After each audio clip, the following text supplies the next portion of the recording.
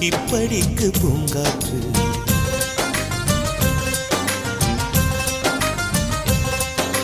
மலரே ஒரு வார்த்தை பேசு, இப்படிக்கு பூங்காற்று.